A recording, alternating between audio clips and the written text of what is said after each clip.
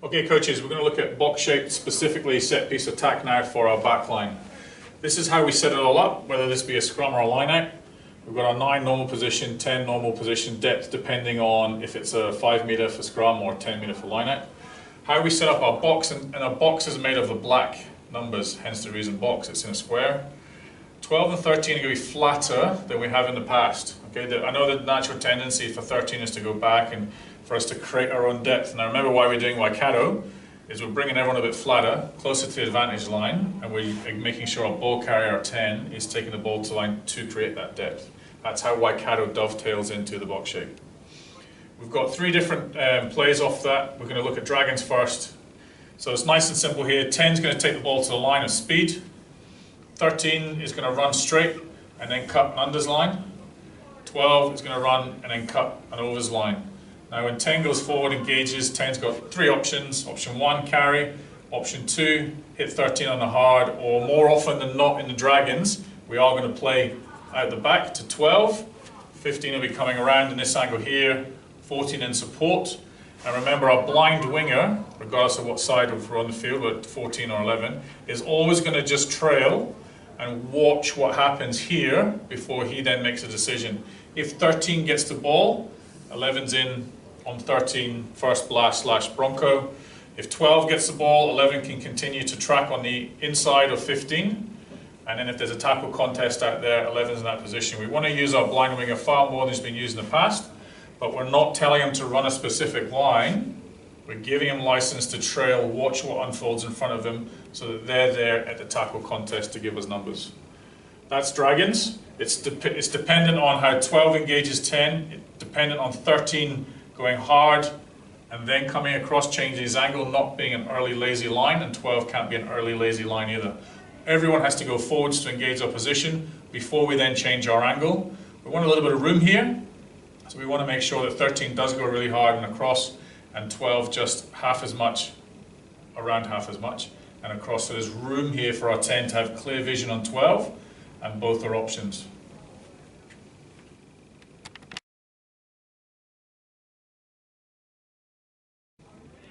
Coaches, box shape, set piece attack, brumbies.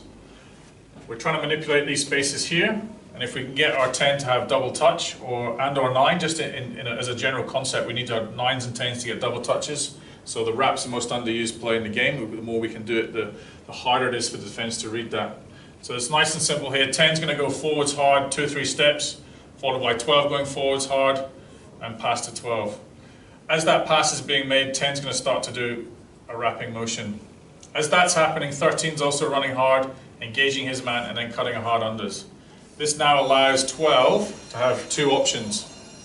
Option 1, if 13 isn't dragged across by our 13's run, then it's just a little pop pass here, and that's the target area for 13.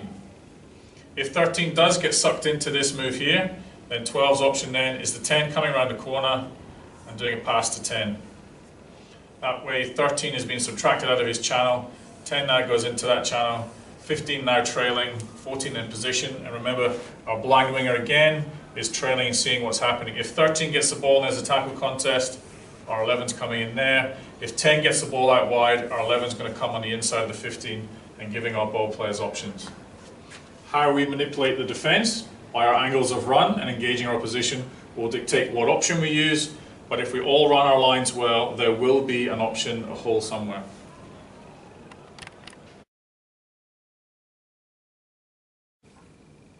Right, coaches, box shape, set piece attack, hurricanes. Again, trying to manipulate the defense, remembering that attack is either good addition or subtraction.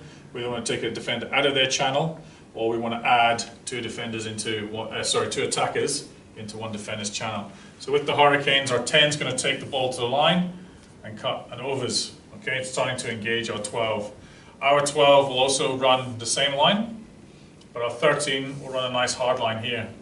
What this does and what we're trying to manipulate is that 12-13. We're going to put 2 players in the 13's channel, and to begin with, it's going to seem like we have 2 players in the 12's channel. If our 10 gets sucked in, then the pass goes to either 12 or 13, depending on what happens to the 12. If the 12 goes with our 12 and we just back our own 10, then we'll be going into this channel here. with our blind winger shadowing there. Okay, that's dependent on how these players react. If R12 comes here, instead of coming across to R12, then it's a nice and simple pass to R12, and then we've created a 2-on-1 situation here. If the 13 jams in and 12 jams in, then the ball can go straight across to 13. And if all of these three players do a good job of visually deterring our players here, we have the option of 10, because he's running that overs line, coming out the back to 15 on the Benny ball, with these two players coming out with 11 following.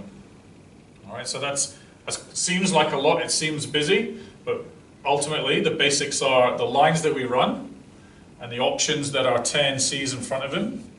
If there are no options in front of him, then we go out the back, because these lines of run should have engaged our defenders here and created overlap opportunities here.